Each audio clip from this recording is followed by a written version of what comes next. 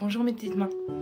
Alors aujourd'hui ça va être une vidéo un peu spéciale parce que je vous ai dit dans mes vidéos précédentes, je vous ai parlé de mes collègues de formation et donc sachant que j'ai fini ma formation la semaine dernière, j'aimerais vous en parler parce que c'est vraiment des lieux extraordinaires. Bonne vidéo.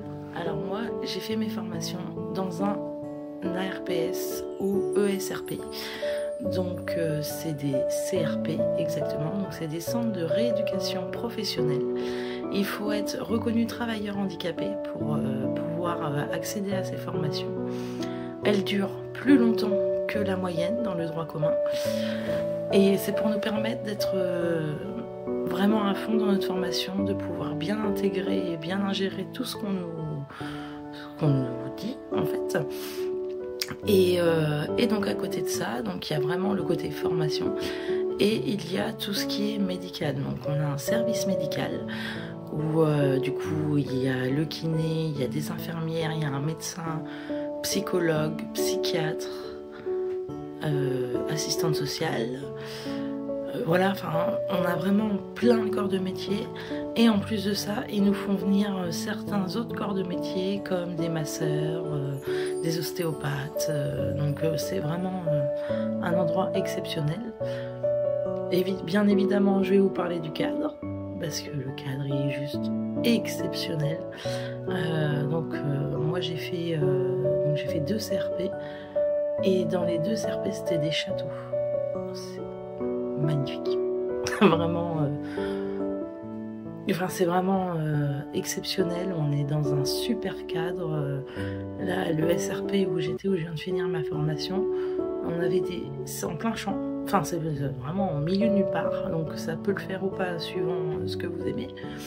Moi, j'adore la campagne. Donc, moi, la ville, c'est pas possible, c'est pas pour moi. Donc, du coup, ça me plaisait vraiment. Et donc, tout autour, c'est des champs avec des vaches. Bon, certes, des fois, ça pue un peu la mort, mais c'est pas grave. Et bien sûr on a la lingerie, en fait on a tout ce qu'il faut dans ces centres pour que l'on se sente bien, qu'on se concentre sur soi-même et qu'on arrive à des choses extraordinaires en fait. Moi je ne pensais absolument pas déjà à faire des vidéos comme ça, j'en avais même pas l'idée en fait, à vrai dire. Et c'est en parlant, c'est avec nos formateurs, avec tout le monde que ça s'est fait et j'en suis plutôt contente et j'espère que vous aussi. Alors moi j'ai fait donc une préorientation. Il existe aussi une formation PEPS. Donc moi je vais vous parler de la préorientation puisque c'est celle que j'ai faite. Je vais vous parler un peu du PEPS aussi. Mais la préorientation, je l'ai fait à l'ARPS de Fontenay, donc qui est à côté de Tours, parce que c'est par chez moi en fait. Quand on fait des préorientations ou des PEPS, ils choisissent l'endroit qui est le plus proche de chez nous, le CRP qui est le plus proche de chez nous. Moi en l'occurrence j'en avais 2 et j'ai eu le choix entre les 2. J'y étais, les préorientations durent 10 semaines. Et donc en fait les préorientations ou les PEPS c'est pour savoir ce qu'on aimerait faire, enfin pour vous. En fait ils font d'une part notre motivation, ce qu'on aime faire dans la vie, ce qu'on aimerait faire aussi, nos aptitudes, parce que certains d'entre nous on a des problèmes cognitifs donc il faut faire avec aussi. Et puis, d'une autre part, nos pathologies. Donc, ils prennent bien en compte les pathologies qu'on a. Et c'est vraiment exceptionnel parce que, on trouve vraiment des choses. Moi, la formation que j'ai faite, que je vous parlerai après, je ne pensais absolument pas que ça existait en fait. Alors que ça fait des années que je le fais. Ça, je vous en parlerai plus tard. Et donc, pendant 10 semaines, donc les 2 premières semaines, c'est des tests. Donc on va avoir des tests mathématiques, français, des tests aussi manuels. Donc moi j'ai eu un test où il fallait fabriquer une boîte en bois, un test où c'était l'électronique. Enfin on a plusieurs tests comme ça.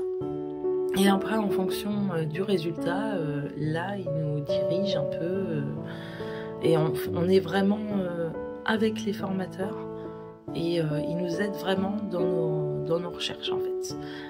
Voilà. Et donc les PEPS, là c'est sur 6 mois, c'est un peu plus long. Et alors je sais pas vraiment, je sais qu'ils font des parcours, comment dire, ils font des choses pour se recentrer sur eux en fait. Par exemple, il y a une personne que je connaissais, à qui j'ai parlé, qui a fait de l'équithérapie. Et voilà. Et donc moi, ma formation, j'ai voulu être responsable d'espace de médiation numérique, donc REMN. Donc on était 12. Alors nous, c'était un peu compliqué cette année parce que, en fait,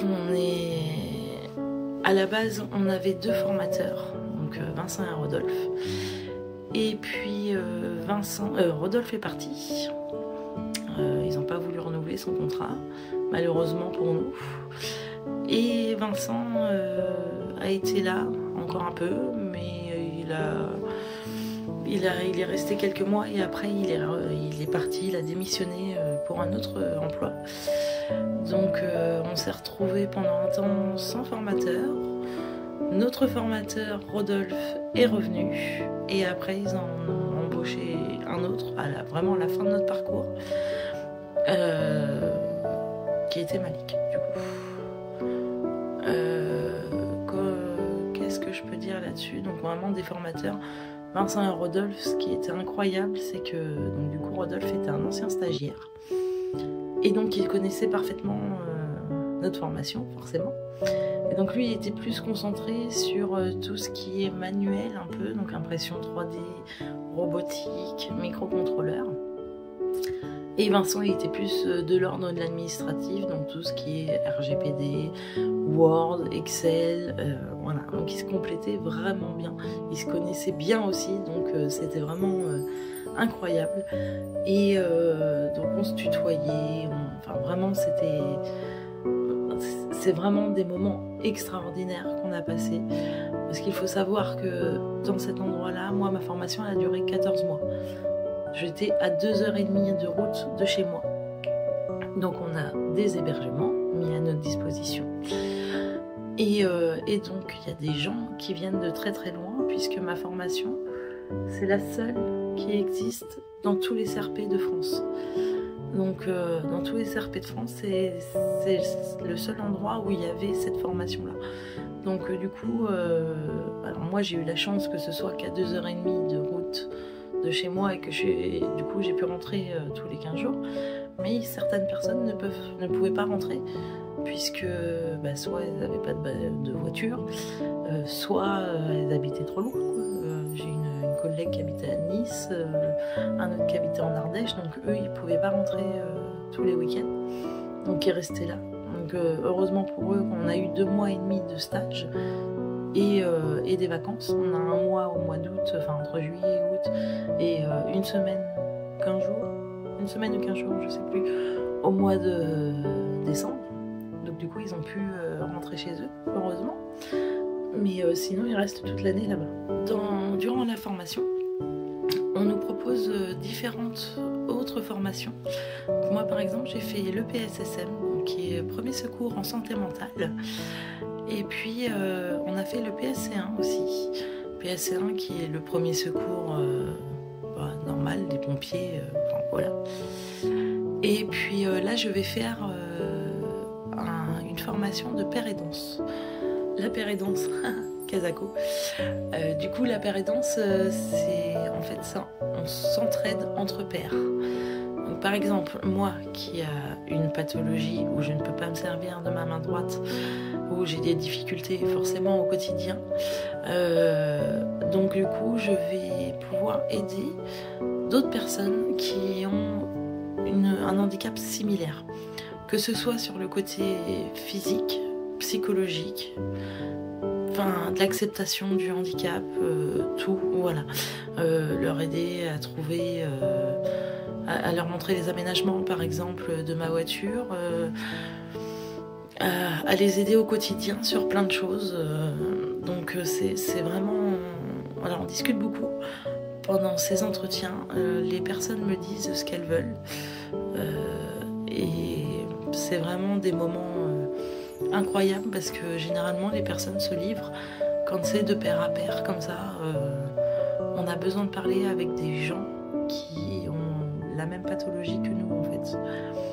C'est très compliqué de parler avec des gens qui sont normaux entre guillemets parce qu'ils comprennent pas ce qu'on ressent, même s'ils essayent de nous dire voilà qu'ils comprennent, mais ils peuvent pas comprendre parce que ce qu'on va leur dire c'est sur des petits moments et nous c'est le quotidien en fait, dans le quotidien en galère. Et ça c'est ça qui est chouette dans la pérédance, c'est que du coup on se compte.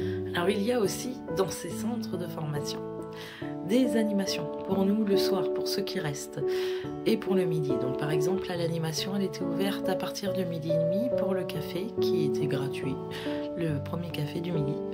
Et donc nos animateurs restaient le soir et restaient des fois jusqu'à 11h du soir, voilà.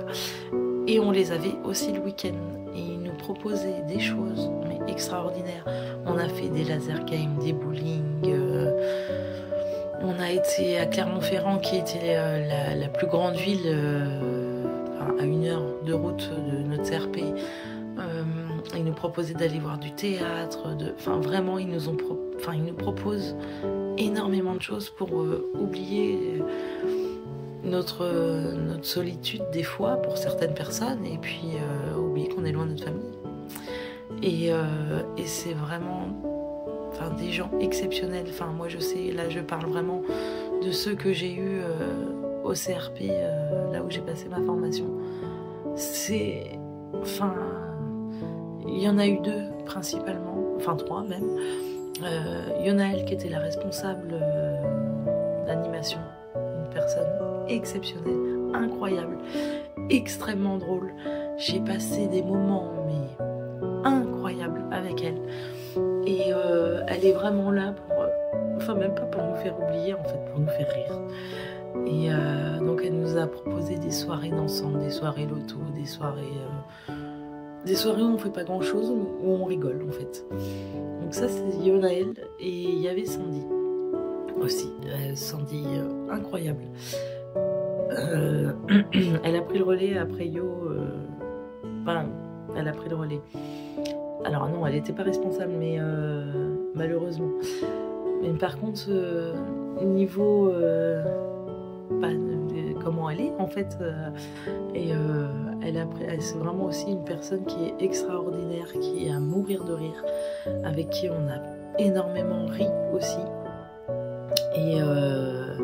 Et du coup, c'est des personnes qui ont la main sur le cœur et qui sont vraies. Contrairement à certaines personnes, mais ça, ces personnes qui vont regarder la vidéo se reconnaîtront. Je ne vais pas, je ne fais pas une vidéo pour passer mes nerfs. Au contraire, voilà. Il y a des faux culs comme tout le monde, mais bon, ça, on n'y peut rien. C'est la vie et c'est les gens. Mais vraiment, c'est... Et donc la troisième personne, c'est Asmat, qui n'a pas été là très longtemps au final, mais qui était exceptionnel en fait. C'est-à-dire qu'Asmat, il pensait qu'on était vraiment comme à la télé ou comme ce que les gens disent, donc les gens en fauteuil roulant avec la balle qui dégouline quoi. Et en fait, quand il est arrivé la première fois, il a demandé à Yonaël où sont les personnes reconnues travailleurs handicapés. Et là, Yonaël a dit ils sont là. Et là, il dit ah ouais, non, mais en fait, c'est des personnes. Il y en a qui n'ont pas grand chose. Il y en a, on ne sait même pas ce qu'ils ont, puisque physiquement, ils sont bien. On ne peut pas deviner si on regarde leur physique ce qu'ils ont. Alors forcément, on est quelques-uns à avoir des handicaps physiques, mais la plupart, non. C'est des handicaps invisibles. Et ça, faut bien y penser. On n'a pas que des handicaps visibles. Il y a beaucoup de handicaps qui sont invisibles. Et ça, pensez-y. Alors j'ai voulu faire cette vidéo pour les remercier tous les gens qui travaillent là-bas en fait. On est vraiment tellement soutenus et tellement guidés et on se retrouve en fait à réfléchir sur nous-mêmes, à penser qu'à nous en fait. Moi je sais que quand je repartais de chez moi le dimanche soir pour retourner au CRP, au milieu de la route, pouf, tout ce qui était chez moi, alors je ne l'oubliais pas forcément, mais c'était derrière en fait. Et je pensais au CRP, ce que j'allais faire de ma semaine, ce que j'allais... Voilà. Et c'est vraiment incroyable, on se ressource vraiment. C'est vraiment des endroits qu'il faut connaître en fait. Moi, si j'avais pas demandé à ma référente Cap Emploi ce que c'était, quand j'ai fait ma demande à AH, je ne saurais toujours pas ce que c'est et je saurais toujours pas que ça existe. Il faut en parler, c'est tellement important, c'est tellement bien pour les personnes qui sont reconnues travailleurs handicapés pour se reconstruire et se ressourcer. Donc vraiment, faut vraiment en parler vraiment le plus possible et voilà, le faire savoir parce que c'est des endroits magiques. Bon allez, j'arrête de parler, je vous mets quelques photos des soirées à l'animation que l'on a pu passer. Et puis moi je vous dis à bientôt pour de nouvelles vidéos.